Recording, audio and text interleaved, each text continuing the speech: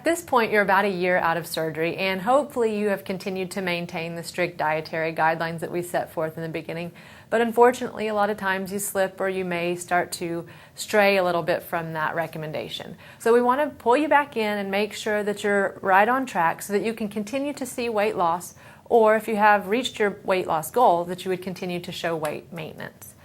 One of the most important things that we recommend and that you want to continue long term is the use of vitamins. Now, if we ate a perfect diet and you're able to eat the appropriate portions, vitamin supplementation is not necessary. However, you've had a weight loss surgery, and therefore you will forever need to supplement your diet with vitamins, minerals, and other supplementation. So I want to start with the bariatric multivitamin. That is our number one recommendation as far as vitamins are concerned.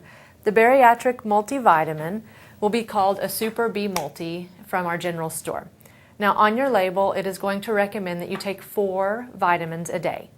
You are not obligated to use a bariatric multivitamin, and it is okay if you choose to purchase a vitamin from a drugstore.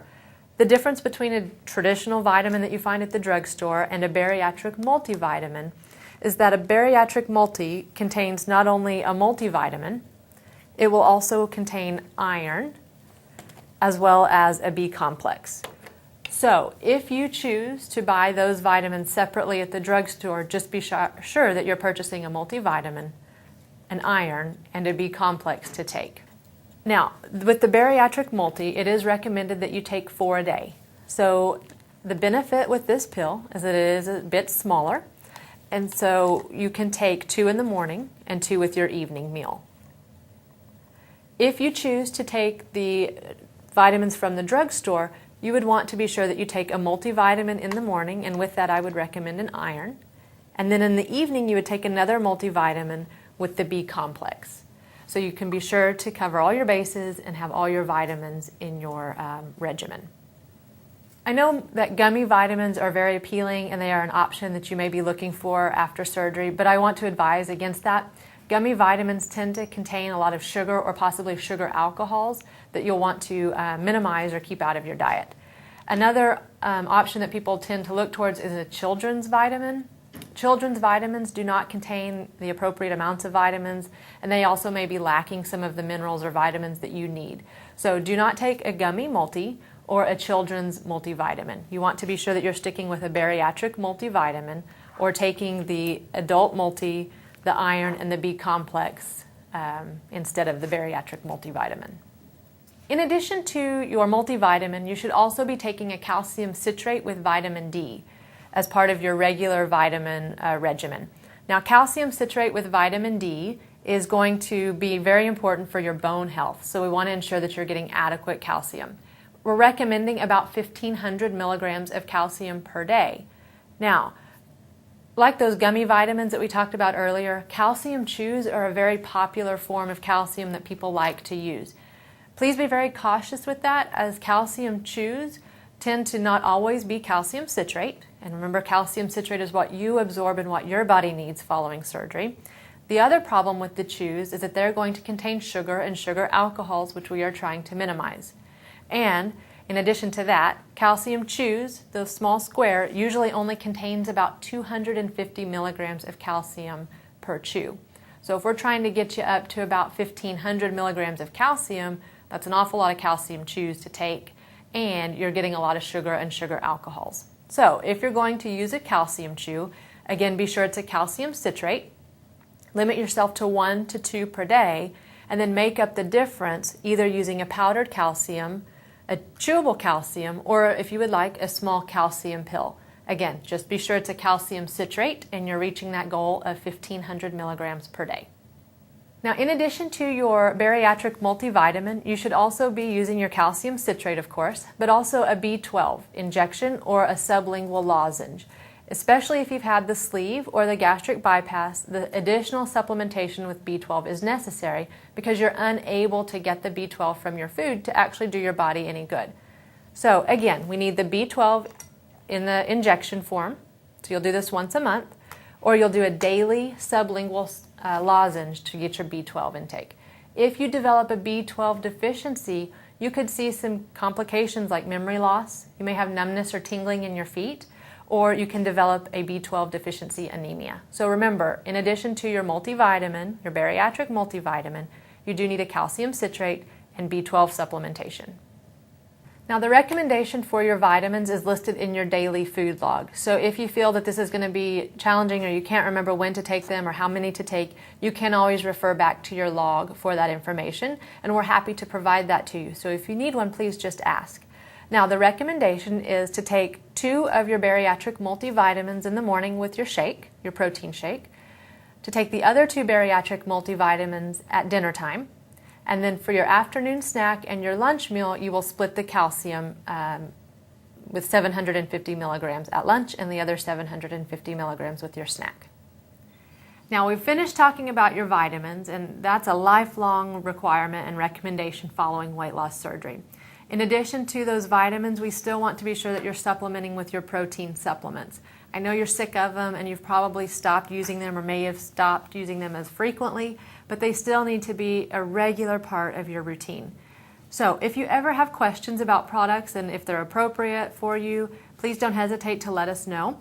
You can also check the labels. For a meal replacement, we want to be sure that you're getting at least 25 grams of protein per serving, that the carbohydrate content stay below 10 grams per serving, and your meal replacement really needs to provide you with about 20 to 30 different vitamins and minerals, and each of those should be roughly 20 to 30% of your daily value.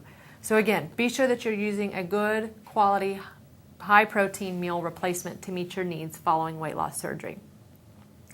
If you choose, you may also use protein bars or additional protein powders if you're struggling to reach your goal, but these are not a mandatory part of your post-surgery regimen. The meal replacement is still recommended and required, but the bars and the supplements are not necessary if you're reaching your protein goal that we set prior to your surgery. Don't forget, you can also change them a little. If you're tired of chocolate or vanilla, you can add things like sugar-free Jell-O. Be sure that you're buying sugar-free. A teaspoon or so of the powder is sufficient to change the flavor and give you a new shake. You can also use sugar-free syrups, and you may add a little fruit to your shake, but no more than 1/4 of a cup, a 1/4 of a cup of fruit to your meal replacement.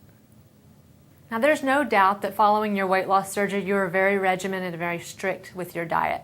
But over time, we sometimes become a little more lax, and old snacks and old things start to return or make an appearance with your diet again. I want to take a minute to just tell you that weight regain is possible after surgery, and unfortunately, it tends to be because we return to old habits. And so there are a few things I want to touch base with. The first, of course, would be soda. Any form of soda, diet, regular, caffeine-free, doesn't matter if you let it sit on the counter for 5 days and all the carbonation is gone. A soda is not recommended in any way, shape, or form. So if those have started creeping back in, now is the time to get them back out of your diet. We do tend to see a lot of weight regain once sodas are reintroduced. Another item that you need to be very cautious with would be fruit juice. So I know that it sounds more nutritious than a soda, and it is. You're actually getting some nutrients there, but you're also getting an awful lot of sugar, which also means an awful lot of calories. So instead of drinking fruit juice, I would instead recommend that you eat a piece of fruit. Now, there are some other snack items that tend to reappear too. Things like beef jerky or possibly pork rinds. And I know that when you look at a label, that looks like it's spot on. The carbs are very, very low. The protein is very high, and we think that's a perfect snack. But I just want you to remember that this is not just how much protein can you eat and how much protein can you get in by the end of the day. This is about creating healthy, balanced eating and a healthy, balanced lifestyle. And a piece of beef jerky here and there is not a problem, but it's when it's your regular routine go-to snack that it can become a bit of an issue, and it pulls you away from that healthy eating style, simply because there's an awful lot of salt or sodium as well as a lot of preservatives in your beef jerky. Same goes for pork rinds, so I do not recommend either of those as go-to snacks. Now, I know that things like nuts and peanut butter are also appealing because you think they're a good source of protein, and they do contain some protein, but they're also going to contain a lot of fat. Even though it is a good heart-healthy fat, that still means it has a lot of calories. So if you're struggling with weight loss, or if you're not able to maintain your weight and you're eating a lot of peanut butter or mixed nuts, that is something I would recommend that you take out of your diet. Even if you're choosing what you would consider a healthy peanut butter, maybe it's organic, or maybe it has no fat added, or maybe it's no sugar added, those are still high calorie foods. So if you're eating peanut butter or nuts, you want to keep the portion size very, very small. No more than 1 ounce of nuts for the whole day. And if you're eating peanut butter, no more than 1 tablespoon of peanut butter for your entire day. And again, if you're struggling with weight loss, or if you're noticing weight gain and you're eating peanut butter or nuts regularly, that is the first thing I would get rid of to hopefully show some results. Now, the first 6 to 12 months following your weight loss surgery, they call that the honeymoon phase. Things are going really good. You're probably seeing some fantastic weight loss, and you may or may not be exercising like you should, or you may have strayed a little bit from your diet, but the weight loss is still coming off. However, at the end of that 6 to 12 months, the surgery has done its job, and now it's up to you to be sure that you have the diet, the lifestyle, and the behaviors in place to support that weight loss, or to maintain your weight or continue your weight if that is your goal, your weight loss. So, a couple of really important things. One of the most important things is to continue your food log. It never fails that once the food log goes away, you start sliding again back into those old habits, or you just stop focusing as much on your diet. And then again, the snacky foods or the old habits start creeping back in. So if I can't stress anything else, it's the importance of this food log and that you do it regularly. Now, you can food log in many, many fashions. You can do a paper log like you see here, and we have available to you. Or if you like to do computer-based work, there are all sorts of websites that you could find, or even smartphones. There are apps you could put on a smartphone or a tablet. So whatever method that you find most useful or that you're able to do most consistently, that's the direction I would go. As long as you're logging, you're going to see some good benefits. Now, in addition to that log, it's still important that you're maintaining the appropriate portion sizes with your food. So don't forget about your food scale. If you've tucked it away in the cabinets, bring it back out, and it needs to be on your counter, and also your measuring cups.